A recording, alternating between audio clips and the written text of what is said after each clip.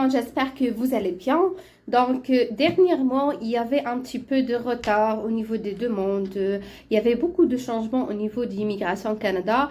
Entre autres, il y a des services qui vont connaître un peu de retard dans le traitement des demandes, etc. Donc, je vais vous montrer, vous expliquer dans cette vidéo qu'est-ce qui se passe exactement.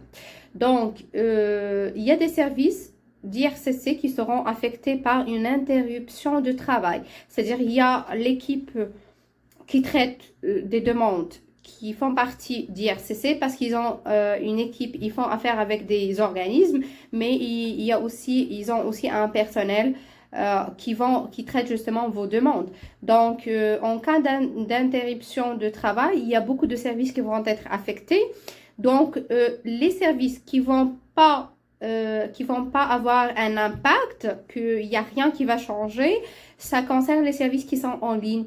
C'est-à-dire, si vous voulez postuler en ligne, si vous voulez créer votre demande, télécharger les documents en ligne, ce genre de service, quelle que soit la nature de demande, ils ne vont pas être affectés.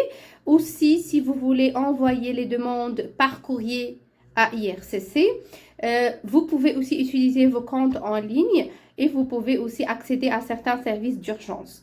Donc, ces services qui sont offerts par IRCC ne vont pas être affectés. Par contre, il y a des services qui sont offerts par des organisations non gouvernementales et qui seront toujours disponibles sans qu'il y aura un impact sur votre demande. Parmi ces services, il y a les services d'établissement des organisations partenaires qui travaillent avec. Il y a aussi les services de soins de santé dans le cadre du programme fédéral de santé intérimaire.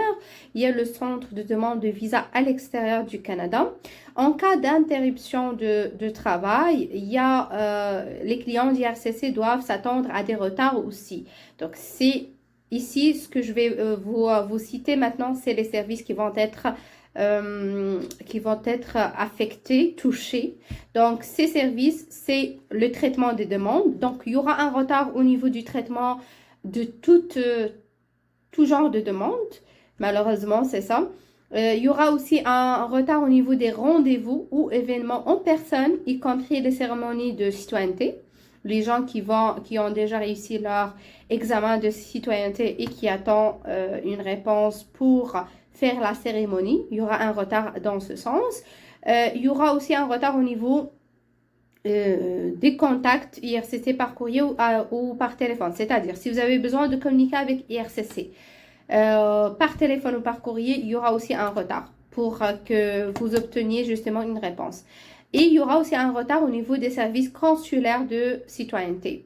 Donc, voilà, donc normalement, c'est l'ensemble des services qui vont être affectés. Donc, j'espère que j'étais utile. C'était avec vous, Madame Tissam Rarnoug, consultante en immigration. Je vous souhaite bon courage dans votre procédure d'immigration et soyez patient parce que dorénavant, il y aura quand même, il y a des demandes qui vont prendre plus de temps que prévu. Donc, je souhaite bon courage à tout le monde et à la prochaine.